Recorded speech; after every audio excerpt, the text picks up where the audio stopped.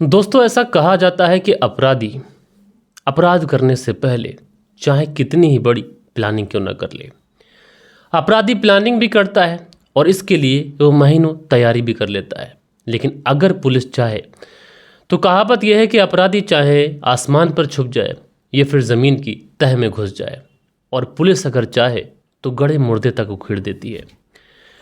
दोस्तों, आज की इस कहानी के अंदर एक महिला की डेड बॉडी कुछ इस तरीके से मिलती है कि ना तो उसका सर मौजूद था और ना उसके हाथ मौजूद थे और ना उस महिला के शरीर पर कोई कपड़ा मौजूद था। लेकिन बावजूद उसके पुलिस इस ब्लाइंड मर्डर का खुलासा करती है और महज 10 दिनों के अंदर ही जब कातिलों को पकड़कर लोगों के सामने लेके आती है तो लोग वाकई में हैरान होते हैं। दोस्तों, इस पूरी कहानी को मैं आप लोग को सिलसिलेवार तरीके से सुनाऊंगा, लेकिन फिर कहानी को शुरू करूं उससे पहले मैं आप सभी लोगों से एक रिक्वेस्ट करना चाहूँगा। आप सभी लोगों के कहने पर मैंने इस नए चैनल को तो बना लिया है, लेकिन अभी भी इस चैनल पर आप लोगों के प्यार की बहुत ज़्यादा ज़रूरत है। तो आप लोग इस चैनल को सब्सक्राइब कर अपना सपोर्ट दिखाएं और कम से कम 1000 सब्सक्राइबर तक हमें कल या परसों में ही पहुंचा दीजिए, ताकि हमारा ये चैनल मोनेटाइज हो और हम आगे इस चैनल पर अपने काम को कंटिन्यू कर सकें। तो फिर चलते हैं, अब सीधा इस कहानी का रुख करते हैं।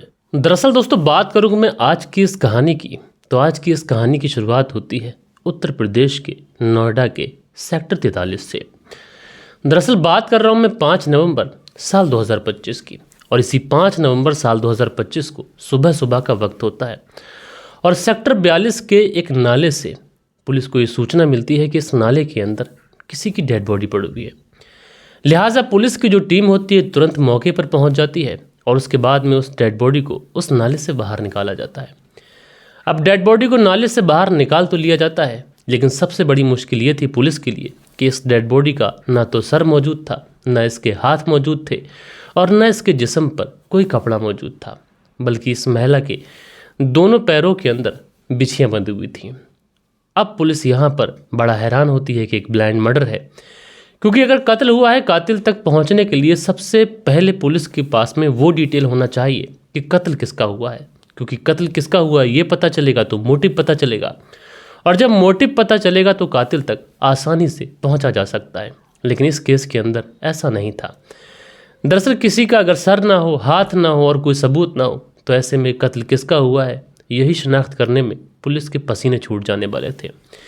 लिहाजा पुलिस वाले भी इस केस को एज ए चैलेंजिंग केस लेते हैं और उन्हीं बिछियों को आधार बनाते हुए इस केस की छानबीन शुरू करते हैं। दोस्तों, सबसे पहले पुलिस वाले जब इस केस की छानबीन शुरू करते हैं तो इस केस को सुलझाने के लिए तकरीबन 5000 सीसीटीवी कैमरास खंगाल लिए जाते हैं।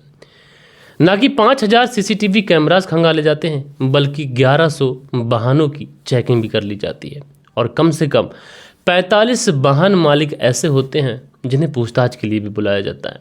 और इस पूरे घटनाक्रम में 10 दिन का लंबा समय गुजर चुका था, लेकिन 5000 सीसीटीवी कैमरा, साथ के साथ 1100 वाहन चेकिंग, उसके बाद 45 वाहन मालिकों से पूछताछ, 10 दिन का लंबा समय, और पुलिस के हाथ में अभी भी इस केस के अंदर कोई भी सबूत नहीं था। अब पुलिस वालों को जब कहीं से भी कोई कामयाबी मिलती नहीं है तो पुलिस वाले भी इस केस को बहुत ज़्यादा चैलेंजिंग केस ले लेते हैं और पुलिस वाले इस केस को सुलझाने के लिए अपनी एड़ी चोटी का जोर लगा देते हैं। अब जब पुलिस को कहीं से कुछ भी नहीं मिलता है तो उसके बाद में पुलिस वाले फैसला करते हैं कि जिस नाले से ये डेड बॉडी मिली है, एक बार उस नाले के आसपास के सीसीटीवी कैमरा को फिर से चेक किया जाए, क्योंकि सीसीटीवी कैमरा चेक करने में कई चीज़ें ऐसी होती हैं जो बार बार एग्जामिन करने के बाद में संदिग्ध दिखाई पड़ती है। लिहाजा इस केस के अंदर भी कुछ ऐसा ही होता है। अब पुलिस वाले जब उस नाले के नज़दीक के सीसीटीवी कैमरा को बार बार चेक करते हैं तो पुलिस को उस सीसीटीवी कैमरा के अंदर कुछ संदिग्ध दिखाई पड़ता है। दरअसल एक बस ऐसी थी जिस बस की तमाम लाइटें ऑफ थीं और इन्हीं लाइटों को ऑफ होने की वजह से पुलिस को उस बस के ऊपर शक हो जाता है।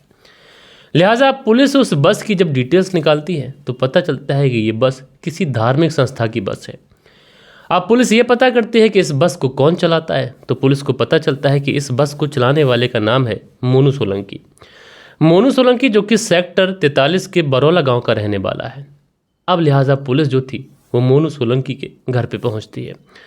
घर पे पहुंचने के बाद में पता चलता है कि मोनू सोलंकी ऑलरेडी शादीशुदा है और मोनू सोलंकी के परिवार में उसकी पत्नी और उसके 3 बच्चे भी हैं। लेकिन पुलिस की जब टीम वहाँ पर पहुँचती है तो वहाँ पर 3 बच्चों के अलावा पुलिस को 5 बच्चे दिखाई पड़ते हैं। दरअसल 3 बच्चे तो ऐसे थे जो मोनू सोलंकी के थे, लेकिन 2 बच्चे ऐसे थे जो अपनी माँ के साथ रहते थे और पिछले कुछ दिनों से उनकी जो माँ है वो लापता थी। अब बच्चों की माँ के बारे में जब पता किया जाता है तो पता चलता है उस माँ का नाम प्रीति यादव था और उसकी उम्र लगभग 30 साल के आसपास थी। प्रीति यादव अपने पति से अलग होकर एक किराए का कमरा लेकर अपने बच्चों की परवरिश कर रही थी। अब पुलिस को वहां पर प्रीति यादव के जब 2 बच्चे मिलते हैं और दोनों ही बिटियां थीं, तो पुलिस वाले फैसला करते हैं कि एक बार इन बच्चियों से पूछताछ कर ली जाए, क्योंकि इनकी जो माँ है वो 6 नवंबर वाले दिन से गायब है और पुलिस को ये डेड बॉडी 5 नवंबर को मिली थी। लेकिन फिर भी पुलिस वाले जो बिच्छियों का फोटो था वो उन दोनों बच्चियों को दिखाते हैं, लेकिन वो दोनों जो बच्चियां होती हैं उन बिच्छियों को देखते ही ये शिनाख्त कर लेती हैं कि ये बिच्छी उनकी ही माँ की हैं। और जब डेड बॉडी का फोटोग्राफ्स उनको दिखाया जाता है तो दोनों ही बच्चे जो थे वो डेड बॉडी को कंफर्म नहीं कर पाते हैं, क्योंकि डेड बॉडी के जो सर और जो हाथ थे वो मौजूद ही नहीं थे। लेकिन दोस्तों, पुलिस वालों के सामने सबसे बड़ा सवाल अगर कुछ था तो वो ये था कि आखिरकार 6 नवंबर को अगर प्रीति यादव गायब हुई है तो 5 नवंबर को पुलिस वालों को उसकी डेड बॉडी कैसे मिल गई। फिर पुलिस वालों को ये लगता है कि हो सकता है कि वो प्रीति यादव ना हो, लेकिन फिर पुलिस वाले ये सोचते हैं कि बिच्छियों की पहचान से बच्चियां यही कंफर्म कर रही हैं कि वो डेड बॉडी प्रीति यादव की ही है। लेकिन पुलिस वाले जब मोनू सोलंकी के बारे में पता करते हैं तो पता चलता है कि मोनू सोलंकी तो बस लेकर निकल चुका है। लिहाजा पुलिस की जो एक टीम होती है मोनू सोलंकी को ढूंढना शुरू करती है और आखिरकार 14 नवंबर साल 2025 को जो मोनू सोलंकी होता है ये पुलिस की गिरफ्त में आ जाता है। और जब पुलिस की गिरफ्त में मोनू सोलंकी आता है तो पुलिस वाले अब मोनू सोलंकी को पुलिस थाने लेके आते हैं और यहाँ पे लाने के बाद में जब इससे पूछताछ करते हैं तो थोड़ी देर की मेहनत और मशक्क़त के बाद में जो मोनू सोलंकी होता है ये पुलिस वालों के सामने अपनी सच्चाई कबूल कर लेता है और सच्चाई कबूल करने के बाद में बताता है कि हाँ, जो डेड बॉडी तुम्हें 5 नवंबर साल 2025 को नाले से मिली थी वो डेड बॉडी किसी और की नहीं बल्कि प्रीति यादव की थी। अब भले ही मोनू सोलंकी पुलिस के सामने अपना जुर्म कबूल कर रहा है, लेकिन पुलिस के लिए सबसे बड़ा सवाल ये था कि अगर वो डेड बॉडी प्रीति यादव की थी तो फिर वो डेड बॉडी 5 नवंबर को कैसे मिली, जबकि बच्चियों ने बताया है कि जो प्रीति यादव थी वो तो 6 नवंबर को गायब हुई थी। ये तमाम तरीके के सवाल पुलिस के सामने थे, लेकिन पुलिस इन सारे ही सवालों को जहन में रखते हुए मोनू सोलंकी से पूछताछ शुरू करती है। वाकई में दोस्तों, मोनू सोलंकी जो कहानी आगे की बताता है उसे सुनने के बाद में पुलिस वाले भी एकदम से चौंक जाते हैं। दरअसल जो कहानी मोनू सोलंकी सुनाता है उस कहानी के हिसाब से इस पूरी घटना की शुरुआत होती है 3 साल पहले से। दरअसल ये जो महिला थी प्रीति यादव, इसने एक शादी की थी, लेकिन शादी होने के बाद में उसकी पति से बनती नहीं है, इसलिए पहले वाले पति को वो छोड़ देती है। उसके बाद में प्रीति यादव दूसरी शादी करती है और दूसरे वाले पति के साथ में भी कुछ इस तरीके का ही तालमेल रहता है कि उसके साथ भी रिश्ता टूट जाता है। अब प्रीति यादव के अब तक 2 बच्चे भी हो चुके थे और ये दोनों के दोनों जो बच्चे थे ये दोनों बेटियां थीं। इसलिए प्रीति यादव मोनू सोलंकी के जो गांव बरौला था उसी बरौला गांव में मोनू सोलंकी के घर से 300 मीटर की दूरी पर एक किराए का कमरा लेकर वहीं पर रहने लग जाती है। लेकिन प्रीति यादव अपने दोनों बच्चों का भरण पोषण करने के लिए एक जीन्स की फैक्ट्री में जॉब किया करती थी। लेकिन जिस जीन्स की फैक्ट्री में ये जॉब किया करती थी उसी जीन्स की फैक्ट्री में मोनू की माँ भी जॉब किया करती थी। अब जब मोनू की माँ उस फैक्ट्री में जॉब किया करती थी तो यहाँ पर प्रीति यादव की उससे जान पहचान हो जाती है। इसलिए प्रीति यादव अब जब भी अपने घर से उस जॉब के लिए निकलती तो सबसे पहले वो मोनू के घर पे पहुँचा करती थी और मोनू के घर पे पहुँचने के बाद में उसकी माँ के साथ ही वो फैक्ट्री के लिए दोनों साथ साथ निकला करते थे। जब प्रीति यादव मोनू के घर पर उसकी माँ के साथ जाने के लिए डेली बेस जाया करती थी तो इसी बीच में अब मोनू और प्रीति की मुलाकात होती है और मोनू ये बहुत अच्छे से जानता था कि प्रीति की इससे पहले 2 पतियों के साथ में शादी हो चुकी थी, यानी 2 व्यक्तियों के साथ में शादी हो चुकी थी और उन दोनों के साथ में उसकी बन नहीं पाई। इसलिए प्रीति यादव अपने दोनों बच्चियों के साथ में किराए का कमरा लेकर रह रही है। इसलिए मोनू सोलंकी जो था इस बात का फ़ायदा उठाता है। वो आए दिन प्रीति यादव से बात करने की कोशिश करता और वो इस काम में सफल भी रहता है। और उसके बाद में जो प्रीति यादव थी वो मोनू के प्रपोजल को एक्सेप्ट करती है और उसके बाद में इन दोनों के बीच में जो नाजायज़ ताल्लुकातों का सिलसिला होता है वो शुरू हो जाता है। लेकिन दोस्तों, एक बार ये अवैध संबंधों का रास्ता जब शुरू होता है तो फिर कभी रुकने का नाम नहीं लेता। धीरे धीरे वक्त गुजरता रहता है, लेकिन जैसे ही इस अवैध संबंधों को 6 महीने का समय गुजरता है तो जो प्रीति यादव होती है अब मोनू के ऊपर शादी का प्रेशर बनाती है। वो मोनू से कहती है कि ऐसे हम लोग छुप छुप कर कब तक मिलेंगे, बेहतर यही होगा कि इस रिश्ते को कोई नाम दिया जाए। लेकिन जो मोनू होता है उसके लिए ये सब कुछ इतना आसान नहीं था। मोनू कहता है कि तुम्हें बहुत अच्छे से पता है कि मैं शादीशुदा हूँ और मेरे 3 बच्चे भी हैं। लेकिन जो प्रीति यादव होती है वो कहती है कि तुम अपनी पत्नी को तलाक दे दो और उसके बाद मुझसे शादी कर लो। लेकिन मोनू यादव के लिए ये बिल्कुल आसान नहीं था। अब मोनू यादव परेशान था, करे तो करे क्या, तो जाए कहाँ। लिहाजा इस पूरे सिलसिले को ऐसे ही समय गुजरता रहता है, सारी चीज़ें एक्यूरेट चलती रहती हैं और लगभग 2.5 से 3 साल का लंबा समय गुजर जाता है। अब मोनू यादव भी इस रिश्ते को कंटिन्यू रखना चाहता था, लेकिन मोनू सोलंकी के साथ में सबसे बड़ी प्रॉब्लम ये थी कि वो प्रीति यादव की शादी वाले प्रपोजल को एक्सेप्ट नहीं कर सकता था, क्योंकि उसकी ऑलरेडी एक पत्नी थी और 3 बच्चे भी थे। इसलिए जो मोनू सोलंकी था वो एक दिन प्रीति यादव से कहता है कि देखो प्रीति, हमारे बीच में जो कुछ जैसा कुछ चल रहा है ऐसा ही चलने दो, क्योंकि अगर ऐसा ही सब कुछ चलते रहेगा तो तुम्हारे परिवार का जितना भी खर्चा होगा वो सारा खर्चा मैं ओढ़ूंगा। लेकिन ये पॉसिबल नहीं है कि मैं अपनी पत्नी को तलाक दे दूं और अपने बच्चों को अनाथ कर दूं। लेकिन जो प्रीति यादव होती है वो जिद पर अड़ जाती है और वो मोनू सोलंकी से कहती है कि तुम्हें मुझसे शादी करनी ही पड़ेगी, और वो जिद कर लेती है कि अब वो मोनू सोलंकी की पत्नी बन के ही रहेगी। लेकिन इधर जो मोनू सोलंकी होता है वो प्रीति यादव के सामने बहुत क्लियरली बोल देता है कि मैं ना तो अपनी पत्नी को तलाक दूंगा और अब ना तुमसे शादी करूंगा। अब जैसे ही प्रीति मोनू सोलंकी के मुंह से ये बात सुनती है तो एकदम से उसके तन बदन में आग लग जाती है। वो समझ जाती है कि उसको सिर्फ और सिर्फ इस्तेमाल किया गया है और मोनू सोलंकी उससे शादी नहीं करेगा।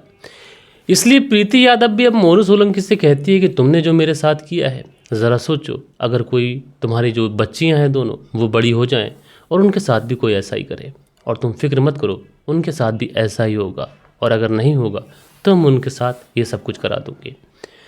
अब जैसे ही मोनू सोलंकी ये बात सुनता है उसके तन बदन में आग लग जाती है, क्योंकि उसकी दोनों बच्चियों के बारे में ये प्रीति यादव जो थी वो इस तरीके की बात कर रही थी।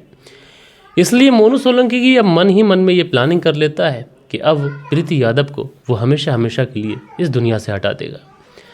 अब वो प्लानिंग तो कर लेता है, लेकिन उसके बाद में इस प्लानिंग को एग्जीक्यूट करने के लिए समय और तारीख का चयन करता है और आखिरकार 4 नवंबर साल 2025 का ये दिन चुनता है। उसके बाद में जब ये अपनी बस लेकर आता है तो सबसे पहले ये प्रीति यादव के घर पे पहुंचता है और वहाँ से कहता है कि चलो मैं तुम्हें कहीं घुमा के लेके आता हूँ। अच्छा, जो प्रीति यादव थी वो मोनू सोलंकी से मोहब्बत किया करती थी, इसलिए वो मोनू सोलंकी की बातों में आ जाती है। उसके बाद में ये उस बस में इस प्रीति यादव को बैठाता है और उसके बाद में उसकी दोनों बच्चियों को भी उसी बस में बिठा लेता है। लेकिन दोस्तों, घुमाने से पहले उन दोनों बच्चियों को मोनू सोलंकी अपने घर के नज़दीक उतार देता है और कहता है कि तुम आज यहीं पर रुक जाना। अब उसके बाद में मोनू सोलंकी प्रीति यादव को लेकर निकल जाता है और एक रेस्टोरेंट में पहुंचता है, और वहां पे पहुंचने के बाद में जो प्रीति यादव थी ये कुछ चाउमीन मोमोज वगैरह खाती है और जो मोनू सोलंकी था ये पराठे वगैरह खाता है। उसके बाद में ये लोग वहाँ से निकलते हैं और पहुँच जाते हैं सेक्टर 43। और सेक्टर 43 में पहुँचने के बाद में मोनू सोलंकी एक बार फिर से प्रीति यादव को समझाने की कोशिश करता है, लेकिन जो प्रीति यादव होती है समझने से इनकार कर देती है और वो कहती है कि तुम्हें मुझसे शादी करनी ही पड़ेगी। अब इसी बात को लेकर इन दोनों के बीच में झगड़ा तकरार शुरू होता है और इसी बात को वजह बनाकर जो मोनू सोलंकी था, जो अपने साथ पहले से ही एक हथियार छुपा कर लेके गया था, उसी हथियार को इतनी तेज़ तरीके से प्रीति यादव की गर्दन पे चलाता है कि एक ही वार में जो गर्दन होती है वो धड़ से अलग हो जाती है। यानी प्रीति यादव के मुंह से एक चीख तक नहीं निकल पाती है। उसके बाद में ये उसकी दोनों हथेलियों को काटता है, क्योंकि मोनू सोलंकी को लग रहा था कि अगर इसकी हथेलियाँ मौजूद होंगी तो पुलिस आएगी, फिंगरप्रिंट्स के आधार पर इस महिला की पहचान हो जाएगी, जिसके बाद में पुलिस उस तक भी पहुंच सकती है। इसीलिए उसकी हथेली उसके सर को एक अलग पैकेट में पैक करता है और डेड बॉडी को एक चादर में लपेट कर सेक्टर 43 के एक नाले में डाल देता है। अब वहाँ से निकलता है, गाज़ियाबाद के पास पहुँचता है और गाज़ियाबाद में सिद्धिविनायक नगर है, वहीं पर एक सूखे नाले के अंदर ये उन हथेलियों को और उस सर को भी फेंक देता है। और उसके बाद में ये पहुंचता है और उसके बाद में जब इसकी बच्चियां जो थीं, जो प्रीति यादव की पूछती हैं इससे, तो जो मोनू सोलंकी होता है वो कहता है कि तुम्हारी माँ कहीं काम से चली गई है। लेकिन जब 1-2 दिन का समय गुजर जाता है तो उसके बाद में बच्चियां जब फिर पूछती हैं तो मोनू सोलंकी कहता है कि दरअसल तुम्हारी माँ शायद कहीं गायब हो गई है, और अगर पुलिस उसे ढूंढते हुए यहाँ पर आए तो तुम पुलिस से कह देना कि तुम्हारी माँ जो है वो 6 नवंबर वाले दिन से गायब हुई है। अब बच्चियां जो थीं वो इतनी समझदार थी नहीं, क्योंकि उनके मोनू अंकल ये बोल रहे थे तो बच्चियां भी वैसा ही पुलिस से बोलती हैं। जब 14 नवंबर को पुलिस पहुंचती है तो जब बिछियाँ वगैरह दिखाई जाती हैं तो ये दोनों बच्चियां पहचान तो कर लेती हैं, लेकिन जब ये पूछा जाता है कि तुम्हारी माँ कब से गायब हुई थी तो ये दोनों बच्चियां बताती हैं कि 6 नवंबर को हमारी माँ गायब हुई थी, क्योंकि इनके अंकल ने इन्हें यही बताया था। बहरहाल दोस्तों, पुलिस जब इस पूरे केस का खुलासा करती है तो मोनू सोलंकी की जो पत्नी होती है उसे अपने सुनने पर विश्वास ही नहीं होता है। इसलिए वो मोनू सोलंकी से पूछताछ करने के लिए पुलिस थाने जाती है, और पुलिस थाने जाने के बाद में जब अपने पति से पूछताछ करती है तो उसका पति जो मोनू सोलंकी था वो अपनी पत्नी को सारी सच्चाई बता देता है। वो कहता है कि हाँ, पिछले 3 सालों से उसका अफेयर प्रीति यादव के साथ में चल रहा था, लेकिन अब प्रीति यादव उसके ऊपर शादी का दबाव बना रही थी और साथ के साथ वो तुम्हें तलाक देने की बात कह रही थी। और जब मोनू सोलंकी की पत्नी ये बात सुनती है तो वो हैरानी के साथ में अपने पति मोनू सोलंकी से कहती है कि अगर ऐसा कुछ चल रहा था तो तुमने एक बार भी मुझे क्यों नहीं बताया, और अगर तुम मुझे बता देते तो शायद ये दिन देखना न पड़ता, न जाने कितने ही लोगों की ज़िंदगी बर्बाद होने से बच जाती। बहरहाल दोस्तों, प्रीति यादव की एक छोटी सी मिस्टेक की वजह से उसकी दोनों बच्चियाँ अब अनाथ वाली ज़िंदगी जीने के लिए परेशान हैं, विवश हैं, और जो मोनू सोलंकी है वो अपने किए की सज़ा अब जेल में काट रहा है। बहरहाल दोस्तों, आप लोग इस पूरी कहानी को किस तरीके से देखते हैं, अपनी राय नीचे कमेंट्स बॉक्स में ज़रूर से ज़रूर दीजिएगा। बाकी दोस्तों, मिलता हूं मैं आप लोगों से कल के दिन किसी और स्टोरी के साथ में। जब तक के लिए अपना ख्याल रखिएगा, देश का ख्याल रखिएगा, परिवार के रिश्तों की अहमियत को समझिएगा। जय हिंद, जय भारत।